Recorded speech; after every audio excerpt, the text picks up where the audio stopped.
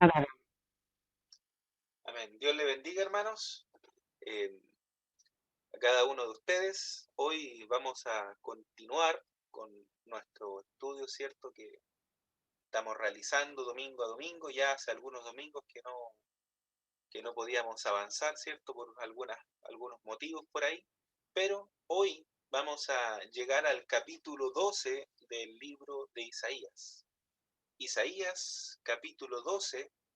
eh, Hemos estado siguiendo una serie de profecías que comenzaron en el capítulo 7 y que finalizan ahora en este capítulo 12. Un capítulo no muy largo, solamente son 6 versículos, pero este capítulo es la culminación de varias profecías que se vienen mencionando ya desde el capítulo 7 de Isaías.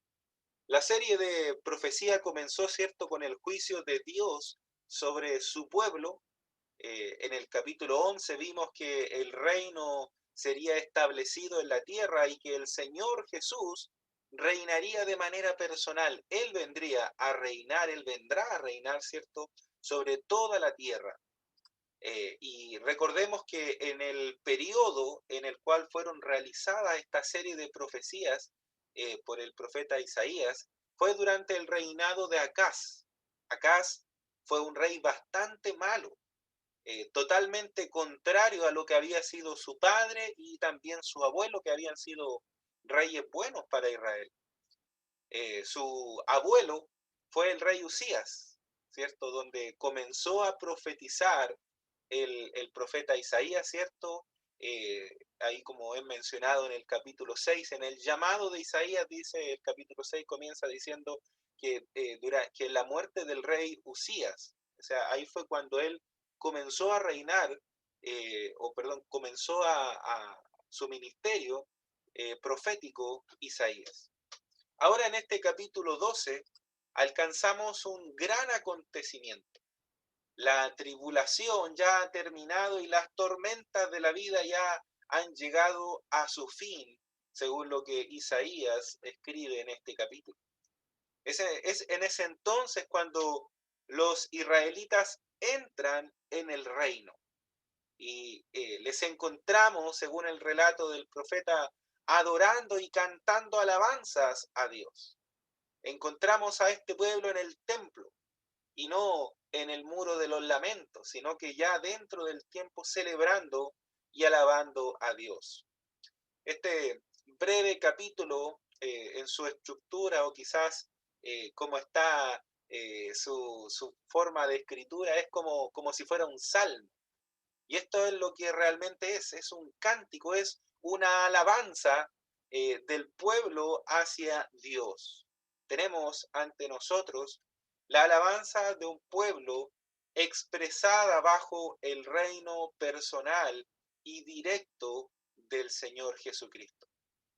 Es una alabanza de corazones realmente redimidos y rendidos a Dios por la salvación que Él les ha dado y también por la creación que Él ha realizado.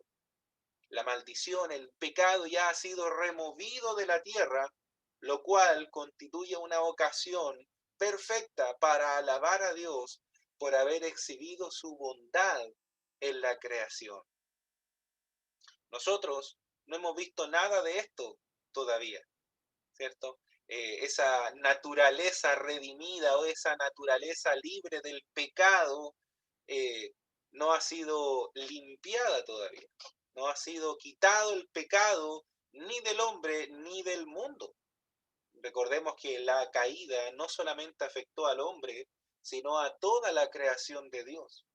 Y nosotros no hemos visto una creación sin pecado, no hemos visto una creación totalmente pura como Él la creó, sino solamente hasta ese día que está profetizando Isaías aquí, ese día donde ya la redención del Señor vaya a culminar quitando todo el mal y venciendo el pecado y por supuesto sacándolo de la existencia. Ese día no lo hemos visto aún, pero será en el futuro, ¿cierto? Cuando ya toda la redención de Dios haya sido culminada, cuando Cristo venza definitivamente al mal y al pecado. Hoy, mientras tanto, esta naturaleza, este mundo tiene colmillos afilados y garras ensangrentadas, ¿cierto? Porque eh, todo lo que provoca, todo lo que causa es muerte. Pero durante la época del reino de Dios, eso cambiará completamente. Ya no habrá mal, ya no habrá nada que, que cause muerte, que cause dolor, que cause heridas. Ya todo eso será eliminado porque todo eso es causa del pecado. Algunos dirán, no, yo vivo bien así como vivo. Claro, porque no conoce o no se imagina una creación limpia y purificada, una creación sin las consecuencias del pecado. Y a veces vemos como casi una caricatura o casi como algo solamente de nuestra imaginación, llegar a ver algo donde, por ejemplo, algo tan natural como que las bestias del campo, los animales, los leones o cualquier otro animal feroz, deje de atacar a los animales más indefensos. Esa cadena alimenticia quizás ya no existirá, ni nosotros será necesario comer carne, ¿ya?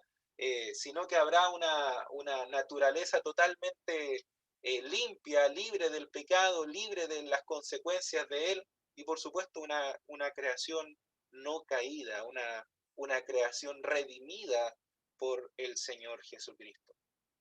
En los primeros tres versículos de este capítulo 12, encontramos al Señor siendo alabado por causa de la salvación que Él mismo ha provisto para Israel. Luego, en los versículos del 4 al 6, tenemos la alabanza al Señor por sus obras en la creación. Así que vamos a ir de inmediato al versículo 1 de este capítulo 12. Versículo 1 dice, y en aquel día dirás, te doy gracias, oh Señor, porque aunque estabas airado conmigo, se ha apartado tu ira y me has consolado. Una vez más, vemos aquí una expresión que ya hemos leído anteriormente en los capítulos anteriores, desde el 7 hasta este capítulo 12, que es en aquel día. Creemos que esa expresión se refiere a los tiempos futuros, a los tiempos que menciona aquí Isaías cuando ya toda la redención del Señor se haya ejecutado a cabalidad y completamente, ¿cierto? Cuando ya el pecado haya sido derrotado. Este versículo expresa el pensamiento de que la noche del pecado ya ha llegado a su fin. La oscuridad que el pecado trajo ya ha llegado a su fin. Y ahora ha llegado el amanecer, el día de salvación. La luz, el primer rayito de luz de la mañana ha llegado y esa es la salvación. Ese pueblo ha pasado por la noche terrible de la gran tribulación y entonces ahora ya comienza a amanecer y la luz ha llegado al mundo. Una vez terminada esa tribulación, ellos entran a disfrutar de la paz y alegría del reino de Dios. Y esa es una ocasión para tener esperanza, para mostrar esa esperanza. Por eso dice, te doy gracias, oh Señor, porque estabas airado conmigo, estabas enojado conmigo, pero tu ira se ha apartado de mí y me has consolado, ¿cierto? Eso es lo que dice este versículo 1. Encontramos aquí que lo que caracteriza o caracterizará la época del reino de Dios será una alegría verdadera, un gozo real, no algo que expresemos solamente con nuestro rostro, sino que realmente habrá alegría, realmente habrá gozo. Notemos lo que dice el versículo 2. He aquí, Dios es mi Salvador. Confiaré y no temeré porque mi fortaleza y mi canción es el Señor Dios. Él ha sido mi salvación. Este versículo es hermoso y trae algo que debiera hacernos reflexionar un poco más acerca de lo que es la salvación. Dice que aquí no es que Dios haya proveído salvación. Fíjese lo que dice el versículo. Dios no proveyó salvación, sino que Él es la salvación. Ya es un concepto que podríamos nosotros arraigar dentro de nuestra mente y de nuestro corazón, porque esto quizá arroja un poco más de luz acerca de temas tan trascendentales y tan cuestionados a través de los tiempos, acerca de la salvación. Él es la salvación. Dios es la salvación. No es que solamente Él la regale, no es algo. La persona, la salvación es una persona y es Dios. No es un programa, no es un ritual, no es una oración, no es una actitud de vida. La salvación es una persona y esa persona es el Señor Jesucristo. Ese es el cuadro que se nos presenta en este versículo y durante todo este capítulo. Y esta gente la expresa, esa gratitud, la expresa, ¿cierto?, a través de esta alabanza por la salvación. El versículo 3 dice, con gozo sacarás agua de los manantiales de la salvación.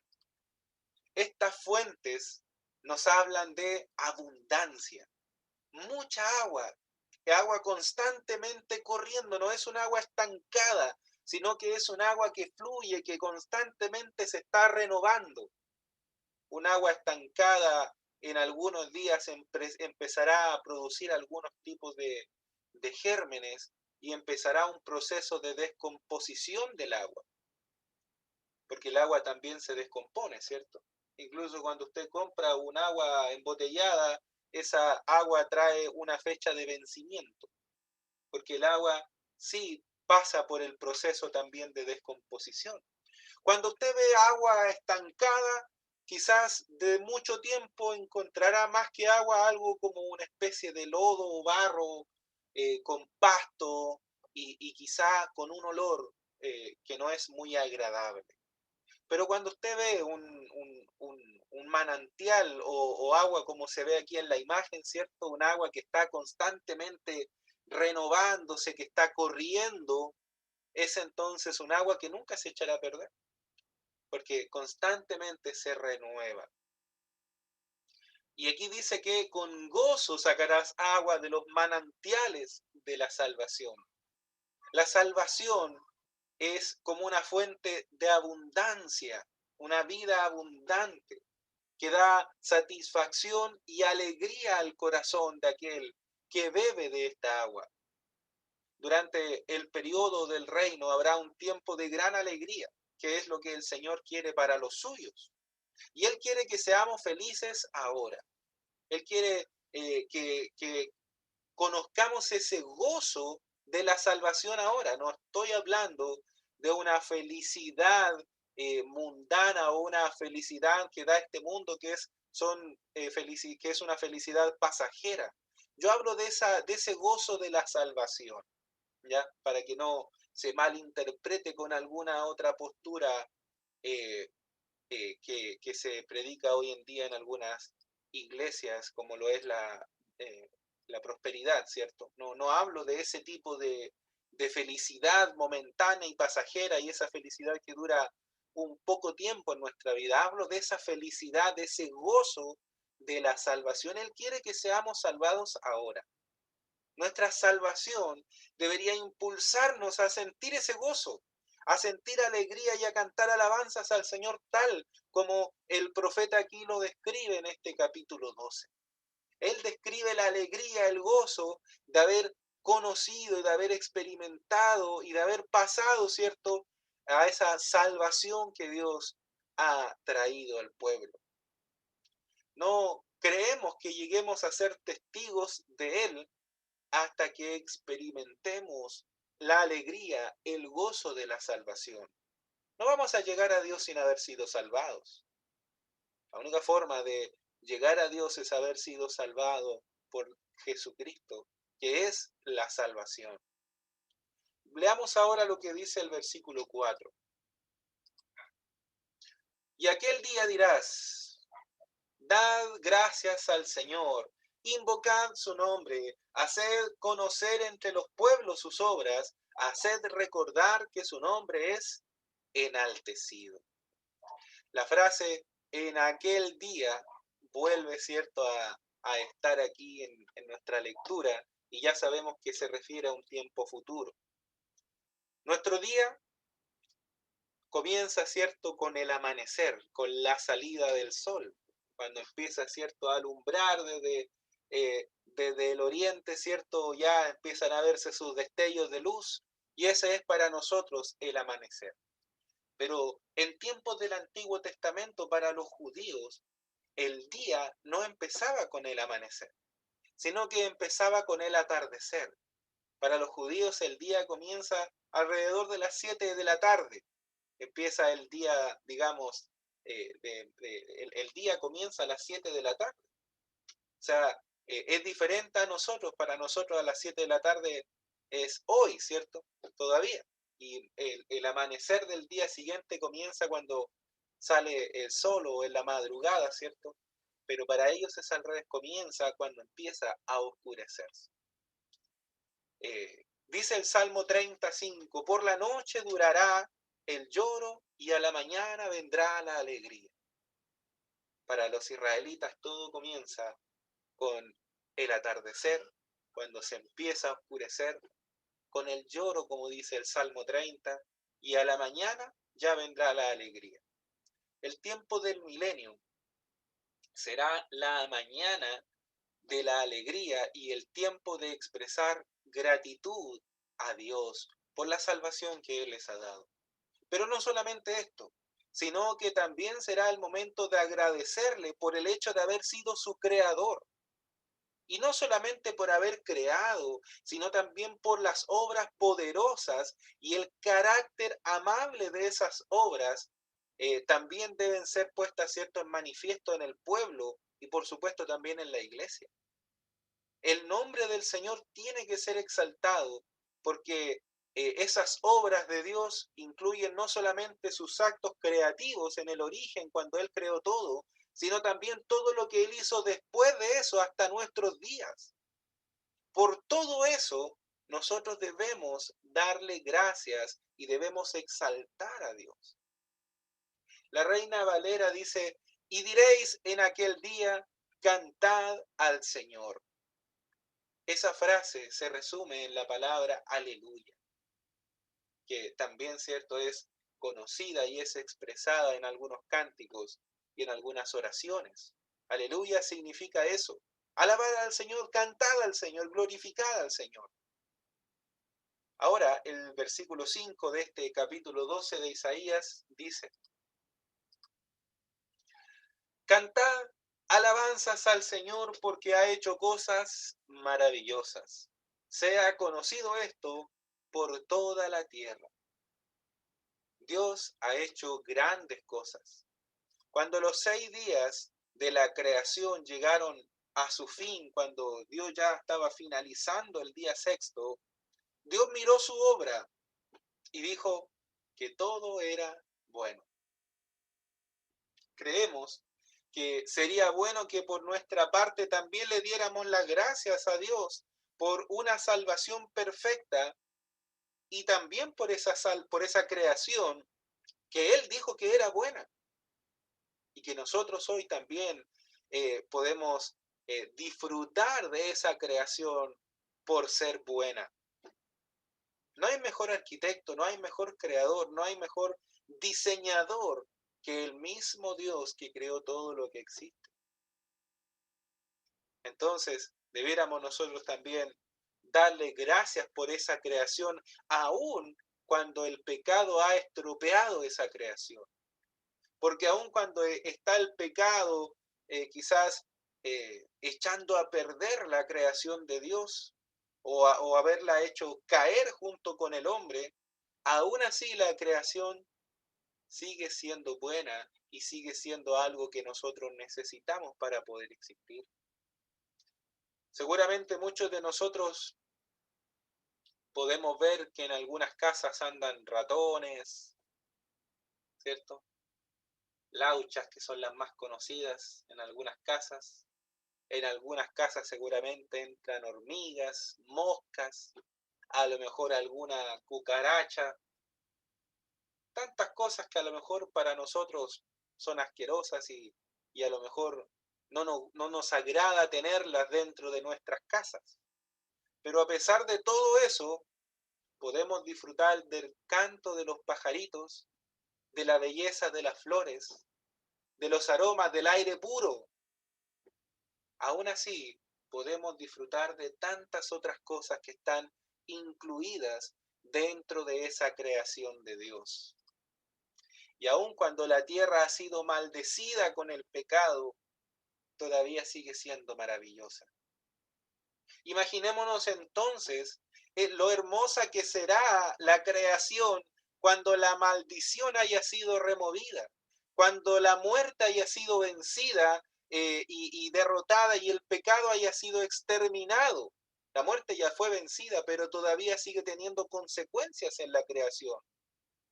Y cuando todo eso haya sido eliminado completamente, cuando ya Dios finaliza en los tiempos y Él haya derrotado el mal y derrota al diablo, a sus demonios, cuando todo sea ya perfecto nuevamente en la presencia de Dios, imagínense cómo va a ser todo aquel lugar, todo eso. Tendremos la oportunidad y la razón para cantar alabanzas a Dios en aquel tiempo, así como también lo podemos hacer hoy. Ahora en el versículo 6, el versículo final de este capítulo, dice: clama y grita de júbilo, habitante de Sión, porque grande es en medio de ti el Santo de Israel. O como dice la Reina Valera, ¿cierto? Que es la versión que más me gusta de este versículo, porque también así lo cantamos. Dice: regocíjate y canta, oh moradora de Sión, porque grande es en medio de ti el Santo de Israel. Esta es una exclamación de alegría, de gozo del alma redimida que está entregando a Dios todo lo que una pobre criatura puede darle.